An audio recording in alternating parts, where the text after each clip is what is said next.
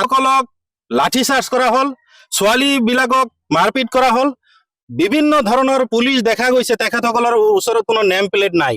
SSB, CIS বিভিন্ন ধৰণৰ ডিপাৰ্টমেণ্টৰ যিসকল বাহিনী আছে তেখেতসকলৰ নেম প্লেট নোহোৱাকৈ আহি ছাত্ৰসকলৰ ওপৰত নিৰ্মমভাৱে অত্যাচাৰ কৰা হ'ল। সংবিধান মতে ইয়া কেতিয়াও মানি লোৱা সম্ভৱ নহয়।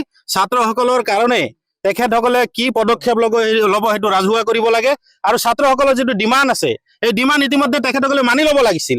এতিয়া আমি ভাবিবলৈ বাধ্য হৈছো যে অকল শিক্ষামন্ত্ৰীয়ে নহয়, ইয়াত প্ৰধানমন্ত্ৰী, গৃহমন্ত্ৰী সকলোৱে জড়িত আছে, যাৰ কাৰণে শিক্ষামন্ত্ৰীক সুৰক্ষা দিয়াৰ কাৰণে ছাত্ৰসকলৰ ওপৰত এনেকৈ বৰ অত্যাচাৰ কৰি আছে। ইয়াক কেতিয়াও সহ্য কৰা নহ'ব। এনেকুৱা এটা পৰিস্থিতি অসমৰ ভাৰতবৰ্ষত দেখা গৈ আছে, যে এনেকুৱা এটা সময় আহি আছে যে গোটেই ভাৰতবৰ্ষত ছাত্ৰসকলে ইতিমধ্যে ৰাস্তাত ওলাইছে। প্ৰয়োজনত গোটেই ভাৰতবৰ্ষৰ মানুহে, যিসকল নিৰপেক্ষ মানুহ আছে, যিসকলে ছাত্ৰসকলক ভাল পায়, যিসকলে দেশখনক ভাল পায়, প্ৰত্যেকজন ব্যক্তিয়ে ইতিমধ্যে ৰাস্তাত ওলাইছে। এনেকুৱা এটা পৰিস্থিতি হৈছে যে নৰেন্দ্ৰ মোদীয়ে যদি শিক্ষামন্ত্ৰীক অতি সোনকালে বৰখাস্ত নকৰে, দেখা যাব তেওঁৰ গদিটো লৈ টানাটানি আৰম্ভ হৈ যাব। গতিকে এতিয়াও সময় আছে, প্ৰধানমন্ত্ৰীয়ে সময়মতে শিক্ষামন্ত্ৰীক বৰখাস্ত কৰিব লাগে, নহলে তেখেতক পদত্যাগ কৰিব লাগিব। এনেকুৱা এটা পৰিস্থিতি আহি আছে। যেহেতু আমি ছাত্ৰ সংগঠন, ছাত্ৰৰ নৈতিক অধিকাৰৰ ক্ষেত্ৰত আমি সদায় মাত মাতি যাওঁ।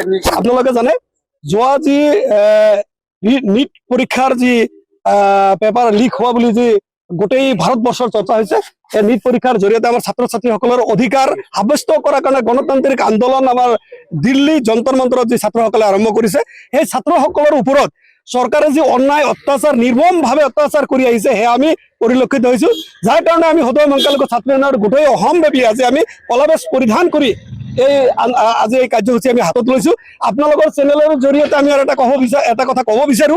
আপোনালোকে জানে ভাৰতবৰ্ষ এটা গণতান্ত্ৰিক দেশ। এই গণতন্ত্ৰ নামত যি ৰাজতন্ত্ৰ চৰকাৰে চলাই আহিছে, ই আমি ধিক্কাৰ জনাইছো আপোনালোকৰ চেনেলৰ জৰিয়তে। লগতে আমি ক'ব বিচাৰো, বিভিন্ন দল সংগঠনৰ নেতৃত্বত আজি যোৱা 2-3 দিন ধৰি গোটেই অসমত যি আন্দোলন চলি আছে, এই আন্দোলনত চাব আপোনালোকে প্ৰশাসনৰ মানুহেও আমি চাইছো, যোৱা আপোনালোকৰ নিউজ চেনেলৰ জৰিয়তে আমি চাইছো কিছুমান ছোৱালীৰ প্ৰাইভেট পাৰ্চতো হাত দিব লগা হৈছে। প্ৰশাসন বিভাগৰ কিছুমান ভণ্ড প্ৰশাসন বিভাগে প্ৰাইভেট পাৰ্চত হাত দিছে ছোৱালীবিলাকে। এয়া আমি ধিক্কাৰ জনাইছো চৰকাৰক। সেইকাৰণে আমি ক'ব বিচাৰো যে এই ছাত্ৰ সংগঠনৰ ছাত্ৰৰ নৈতিক অধিকাৰ লৈ আমি সদায় ছাত্ৰৰ লগত আছো।